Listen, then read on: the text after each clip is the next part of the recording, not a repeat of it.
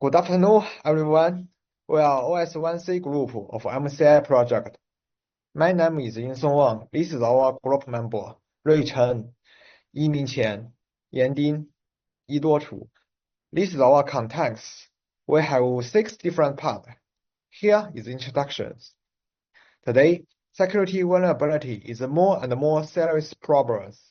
Based on Yang report, over 18% of software projects has security flaw in 2024.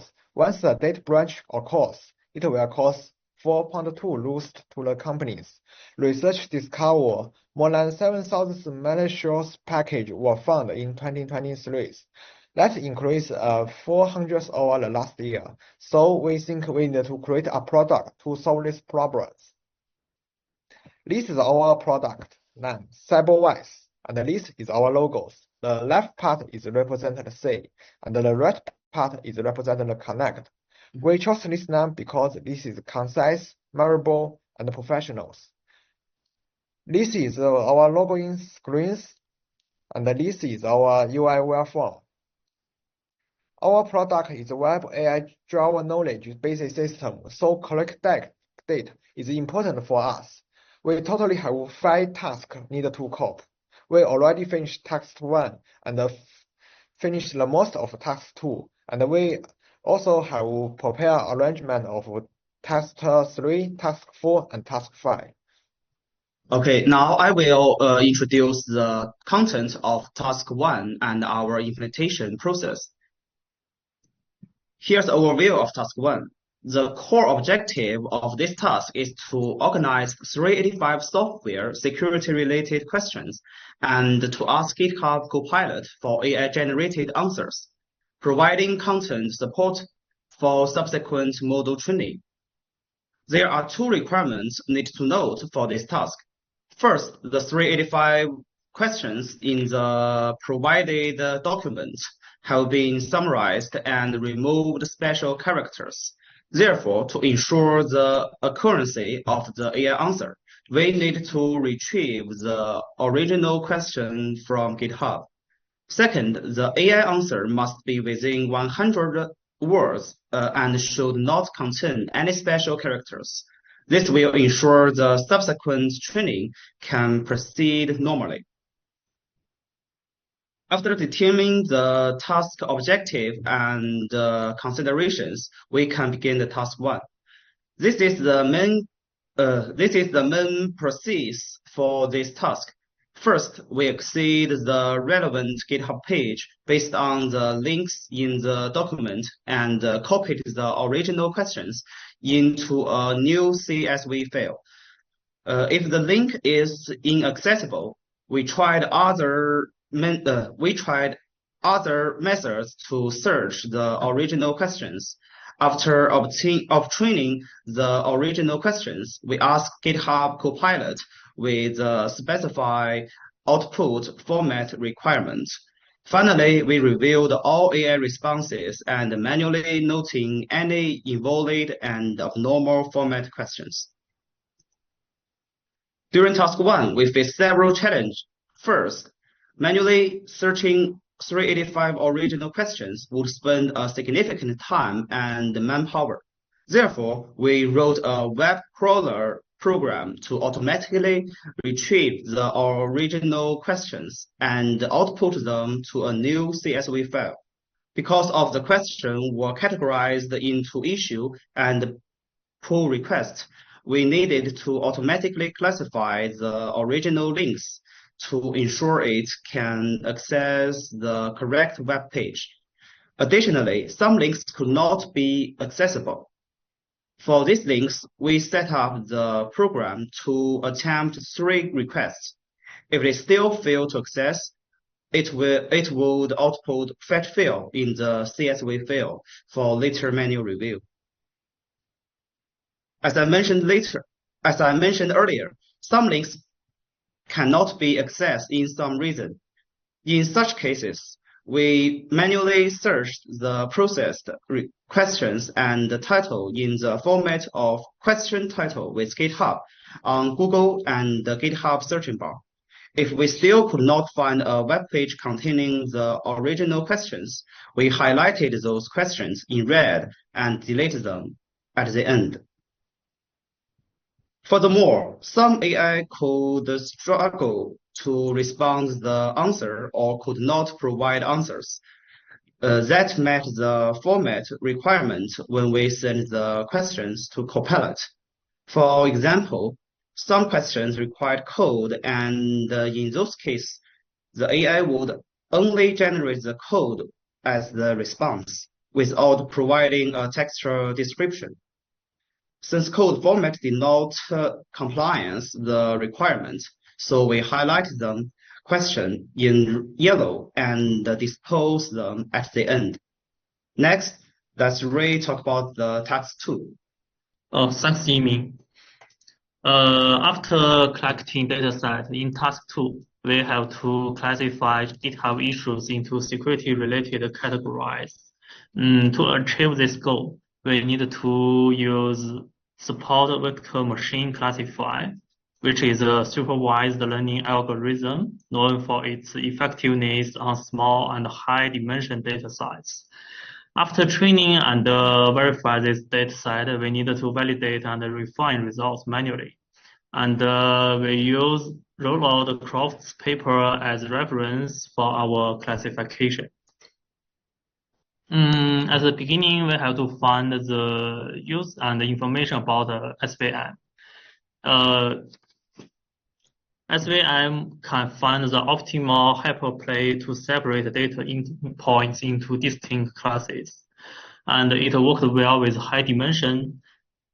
And it could extract features from issue titles and bodies to train the model. Next part is text classification processing. And we need to pre-process the dataset, use like tokenization or stop word removal and some other tools. After pre-processing, we need to manually label the dataset some subset of the GitHub issues. And we split the dataset into 3 parts: training side, validation side, and the test side. And we will use training side to train the SVM classifier and use the trained SVM to apply for validation side and the test side. And here are some challenges we met during we deal with this task 2. The first one is in the beginning, we want to use some problem category to classify the GitHub issues, like conceptual and processing and debugging. But we found it's hard to manually label this mark and use it to train the SVM. So we changed it to another more specific classification named security type. There are 5 main types of this type: authentication, input validation and injection, encryption, configuration, and dependencies. And the last part is memory and access management. And the other challenge we met is about noisy and unstructured tests in GitHub issues. Because when we want to manually label these GitHub issues, we found some issue are with incomplete sentence, or maybe some code, and maybe some abbreviation type test. All of this make the test classification become very difficult. So we have 3 solutions for this problem. First is use some tool to emphasize important terms while ignoring common or irrelevant words. And next, apply test pre-processing techniques such as removing punctuals, URLs, and code. And the last is enhance features with a security keyword dictionary to improve classification performance. Next part, Smith will talk about our task 3 and 4. Task 3. The task 3 involves analyzing the sentiment of answers provided to GitHub questions and those generated by GitHub Copilot We categorize the response into 3 sentiment categories: positive, negative, and neutral. To conduct this analysis, we gather all answers from the dataset and analyze sentiment analyze libraries like TextBob or Weather for processing the text data. By applying these tools, we can effectively classify each answer and count the number of responses in each category. We can anticipate that the sentiment distributions will differ between human and AI-generated answers, reflecting varying levels of users' satisfaction and response effectiveness. Challenges may arise in accurately interpreting nonsense in language, which could affect the classification. Additionally, as the text 4, we will calculate the similarity between GitHub answers and Copilot answers using consonant similarity. This involves converting the text into numerical vectors through methods like TF-IDF or word embeddings. Preprocessing steps will include tokenization and removing stop words. We expect many answers to show high similarity, indicating common patterns, though the choice of categorizing method and context-specific language may pose challenges in accurately measuring similarity. Next is Yiduo. Hi everyone, I'm Yiduo. I'm in charge of task 5, linguistics feature analysis. It's called LIWC. Well, in this talk, we are looking at how GitHub answer and the Copilot answer differ in language use. We will focus on 3 different main aspects: emotional tendency, language style, like the use of negative or comparative words, and social expression, such as personal pronouns. Well, now let's talk about the estimate changes. There are 3 we accept. First, the language style between human and AI response are quite different. Second, LIWC might not handle technical terms very well. And third, we can't just rely on LIWC numbers. We will need to interpret the results in context to avoid misunderstanding. So, to deal with these issues, we have 2 main strategies. First, we will focus on LIWC core dimensions: emotion, social interaction, and cognitive processing.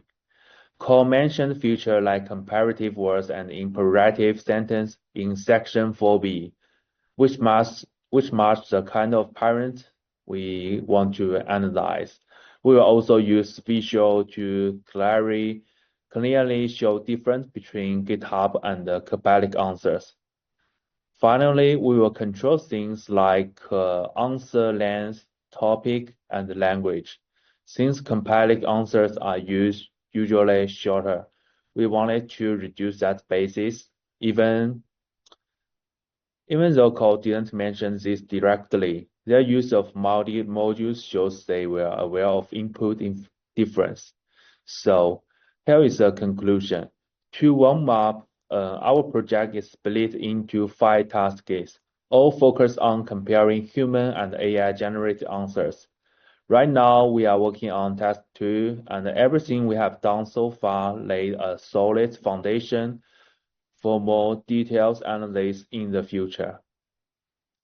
And here is our project schedule. It shows how we planned each task over time, from data connection to final demo testing. Here is a reference list. Okay, thank you.